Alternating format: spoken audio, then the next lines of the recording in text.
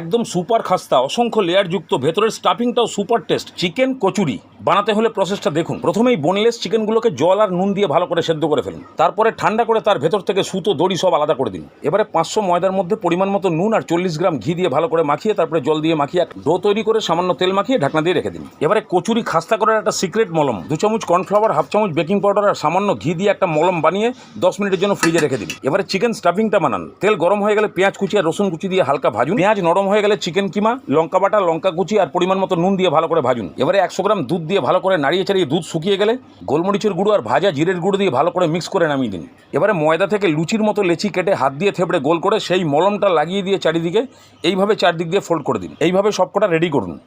এবার সবার প্রথমটাকে নিয়ে পাতলা করে বেলে তার মধ্যে পুর ঢুকিয়ে ভালো করে সিল করে মোটামুটি কচুরির মতো শেপ দিয়ে একদম লো ফ্লেমে উল্টে পাল্টে একদম কালার আসা পর্যন্ত ভাজুন। বাস, তাহলেই আপনার ডিশের মধ্যে পেয়ে যাবেন একদম সুপার টেস্টি চিকেন খাস্তা কচুরি।